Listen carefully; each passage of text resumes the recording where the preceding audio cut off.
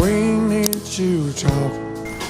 I told you, my dad would get anybody out there he could get. The boys, is 2 years between each of us. Me, then Dave, 2 years, then Tim, 2 years, then Craig. So when Craig turned 18, he took off. So now there's 3 of us to do all the work.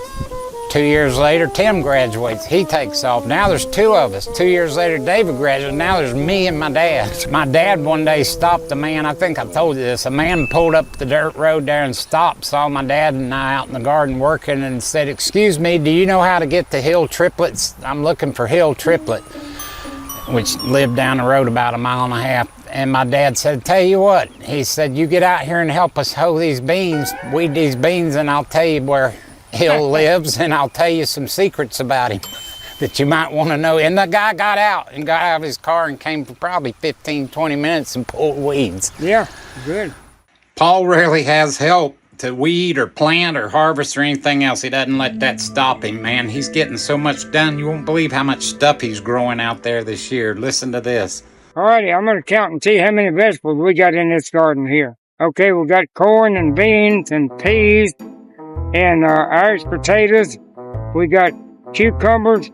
We got squash with tomatoes. I don't know if you counted them. We got sorghum over here. We got watermelons. We got beet. Okra. We didn't think of okra. That's 11.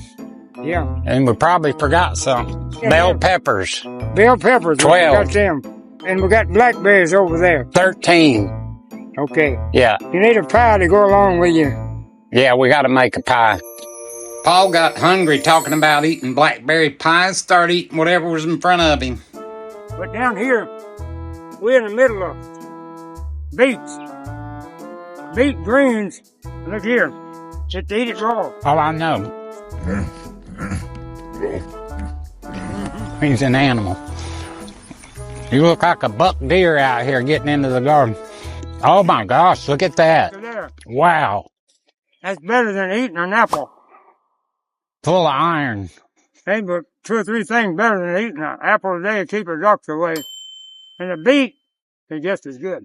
Wow. So don't overlook the beet. Don't overlook the beet. Look at there. I believe you won. Yours is a little Okay, bit. you take the first bite. Little dirt don't hurt. Yeah.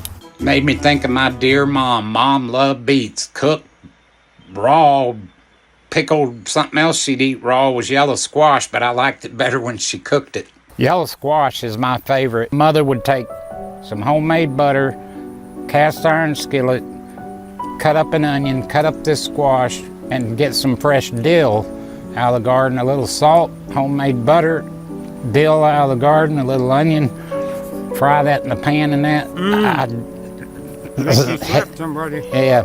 A little yellow squash life hack here. If you want to save some of your seed to grow next year, you need to let some of your yellow squash get as big as they'll get and stay on the vine till they're done growing. Then cut those open, get the seeds out, and dry them.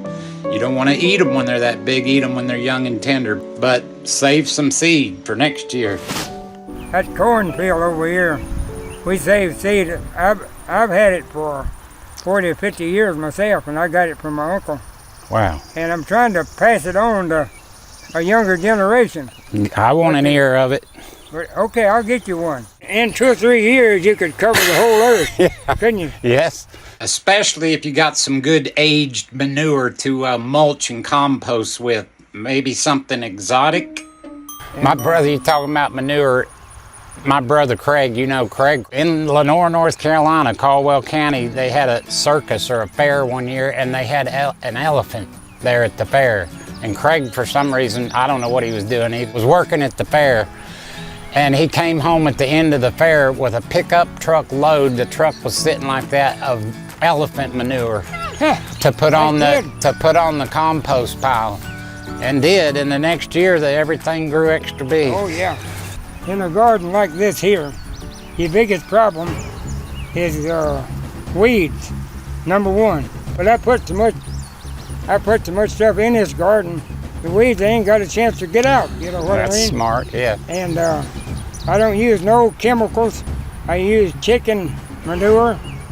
And over there I've got 4 or 5. I got horse manure over there in them piles right there. You'll find no sprays, no fertilizers, you know. No all of it. pesticides. No pesticide, it's all natural. Paul himself is all natural, one of a kind, but I do worry about him. Pray he stays safe and alert out here working on this tractor. Special motion pictures show what can happen when we're not alert.